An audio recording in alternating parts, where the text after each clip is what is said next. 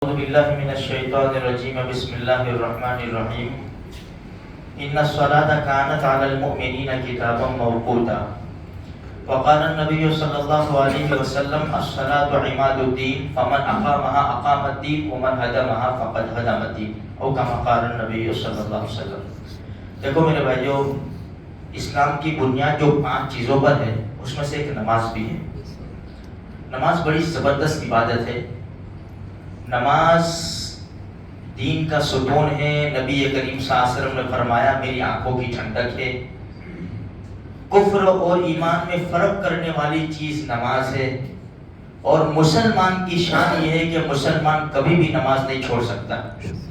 عبداللہ ابن مسعود رضی اللہ تعالیٰ عنہ فرماتے ہیں کہ ہم نے دیکھا، ان کے زمانے کی بات کر رہے ہیں، صحابہ کرام کے دلوں کے اندر کیا نماز کا جذبہ تھا.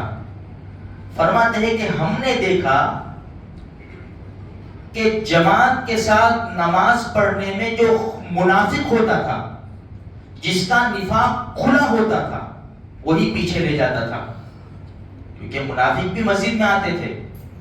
جس کا نفاق ڈھکا تھا، کچھ ادھر کچھ ادھر، وہ بھی مسجد میں آتے تھے.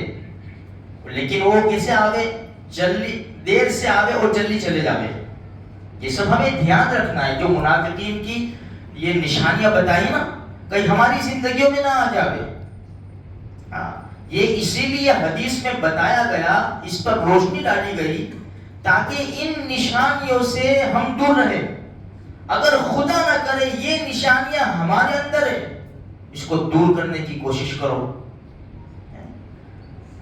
فرمایا عبداللہ ابن مسعود رضی اللہ فرماتے ہیں کہ جماعت کے ساتھ، ہمارے ساتھ مسجد کے اندر جو منافق ہوتا تھا، جس کا نفاق سب کو خبر، وہ پیچھے رہ جاوے، یا بیمار پیچھے رہ جاوے جو مسجد میں نہ آ سکتا ہو. پھر اسی حدیث میں ہے کہ بعض بیمار تو ایسے تھے کہ سہارا لگا کر ایک دوسرے کے کندھے پر سہارا رکھ کر مسجد میں آتے تھے اور جماعت کے ساتھ نماز پڑھتے تھے. یہ مسلمان کی شان ہے میرے بھائیوں. خود ہمارے نبی کے بارے میں نہیں سنا؟ پردہ فرمانے سے پہلے ہمارے نبی مسجد میں کس طرح تشریف لائے؟ 17 نمازیں ابو بکر صدیق رضی اللہ تعالیٰ عنہ نے پڑھائی. 17 نمازیں. ایک نماز چل رہی تھی، ہمارے نبی تشریف لے آئے 2 صحابی کے کندھے کے اوپر سہارا دے کر. یہ نماز ایسی چیز نہیں ہے کہ اس کو چھوڑ دیا جائے. مسلمانوں کے محلے میں مسجد میں نماز کا وقت ہو اور مسلمان محلے میں نظر آئے، یہ ہو ہی نہیں سکتا، ممکن ہی نہیں ہے. اس عبداللہ ابن مسعود فرماتے ہیں منافق نہیں آتے تھے. آج محلے بھرے پڑے ہوئے ہیں میرے بھائیوں، مسجدیں خالی ہے. پھر ہم شکایت کریں گے کہ یہ ہو رہا ہے، بیماریاں ہیں، پریشانیاں ہیں، دشمن سر کے اوپر ہے. تو کیا ہوگا جب خدا کے گھر خالی نظر آئیں گے، محلے بھرے پڑے نظر آئیں گے، تو دشمن مسلط ہوگا نا. دشمن ہمارے اوپر مسلط ہوگا. کوئی بھی ہو، کوئی بھی ہو، کیسا بھی ہو. حدیث ہم نے وہ الیکشن کے ٹائم پہ حدیث سنی تھی نا